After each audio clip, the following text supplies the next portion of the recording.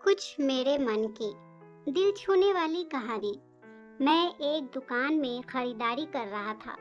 तभी मैंने उस दुकान के कैशियर को एक 5 से 6 साल के बच्चे से बात करते हुए देखा। कैशियर बोल रहा था, माफ करना बेटा, लेकिन इस गुड़िया को खरीदने के लिए तुम्हारे पास जितना पैसा होना चाहिए उतने पैसे नहीं हैं। फिर उस छोटे से बच्चे ने मेरी ओर मुड़कर मुझसे पूछा, अंकल, क्या आपको भी यही लग कि मेरे पास पूरे पैसे नहीं हैं?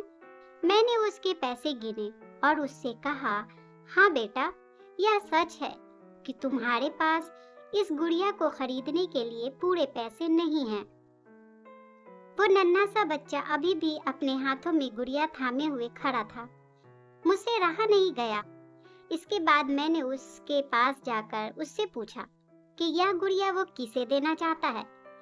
इस पर उसने जवाब दिया कि यह वो गुड़िया है जो उसकी बहन को बहुत प्यारी है और वह इसे उसके जन्मदिन के लिए उपहार में देना चाहता है। यह गुड़िया पहले मुझे मेरी मम्मी को देना है, तब उसके बाद में मम्मी जाकर मेरी बहन को दे देंगी। यह कहते कहते उसकी आंखें नम हो गई थी। मेरी बहन ईश्वर के घर गई है और मेरे पापा कहते हैं कि मेरी मम्मी भी जल्द ही ईश्वर से मिलने जाने वाली है। तो मैंने सोचा कि क्यों ना मैं इस गुड़िया को अपने साथ ले जाकर मेरी बहन को दे दे। मेरा दिल धक सा रह गया। उसने ये सारी बातें एक सांस में ही कह डाली और फिर मेरी ओर देखकर बोला, मैंने पापा से कह दिया है कि मम्मी से कहना कि वो अभी ना जाएं, वो मेरा दुकान से लौटने तक का इंतजार करे। फिर उसने मुझे एक बहुत प्यारा सा फोटो दिखाया जिसमें वह खिलखिलाकर हंस रहा था। इसके बाद उसने मुझसे कहा, मैं चाहता हूँ कि मेरी मम्मी मेरा यह फोटो भी अपने साथ ले जाए ताकि मेरी बहन मुझे कभी भी भूल ना पाए। मैं अपनी मम्मी से बहुत प्यार करता हूँ और मुझे नहीं लगता कि वो मुझे ऐसे छोड़ने के लिए राजी होंगी। पर पापा कहते हैं कि उन्हें मेरी छोटी बहन के साथ रहने के लिए जाना ही पड़ेगा। इसके बाद फिर से उसने उस गुड़िया को गमगीन आंखों से खामोशी से देखा।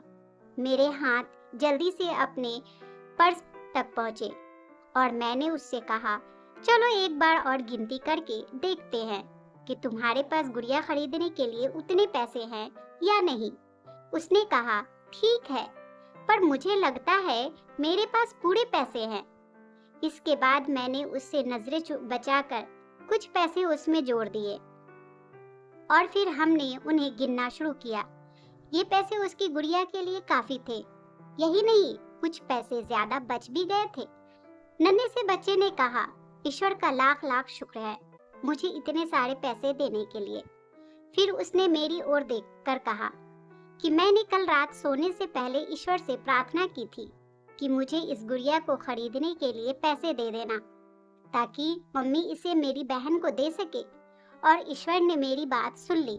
इसके अलावा मुझे मम्मी के लिए एक सफेद गुलाब भी खरीदने के लिए भी पैसे चाहिए थे, पर मैं ईश्वर से इतने ज्यादा पैसे मांगने की हिम्मत नहीं कर पाया था। पर ईश्वर ने तो मुझे इतने पैसे दे दिए हैं कि अब मैं गुड़िया के साथ साथ एक सफेद गुलाब भी खरीद सकता हूँ। मेरी मम्मी को सफेद गुलाब बहुत पसंद है। फिर हम वहाँ से निकल गए। मैं अपने दिमाग से उस छोटे से बच्चे को निकाल नहीं पा रहा था।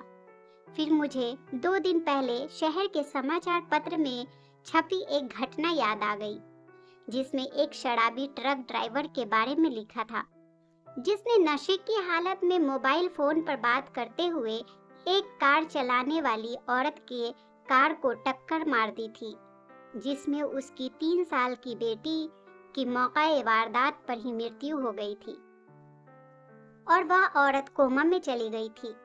अब एक जरूरी फैसला उस परिवार को ये लेना था कि उस औरत को जीवन रक्षक मशीन पर बनाए रखना है या नहीं, क्योंकि वह कोमा से बाहर आकर तंदुरुस्त हो सके की हालत में नहीं थी।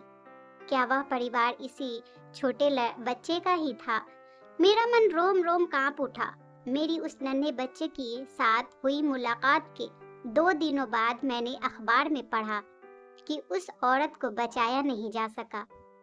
मैं अपने आप को रोक नहीं सका और अखबार में दिए पते पर जा पहुंचा, जहां उस औरत को आखिरी बार देखने के लिए रखा गया था। वह औरत सफेद कपड़ों में थी, अपने हाथ में एक सफेद गुलाब और उस छोटे से बच्चे का वह फोटो लिए हुए, और उसके सीने पर रखी हुई थी वही गुड़िया। मेरी आंखें नम हो गई। मैं नम आंखें लेकर वहां से लौटा। उस नन्हे से बच्चे का अपनी माँ और अपनी बहन के लिए जो प्यार था वो शब्दों में बयां करना मुश्किल है। और ऐसे में एक शराबी ड्राइवर ने अपनी भयंकर लापरवाही से पल भर में उस बच्चे से उसका सब कुछ छीन लिया था। दोस्तों, इस कहानी से यह सीख मिलती है कि कभी भी शराब पीकर और मोबाइल पर बातें करते समय कभी भी गाड़ी ना चलाएं।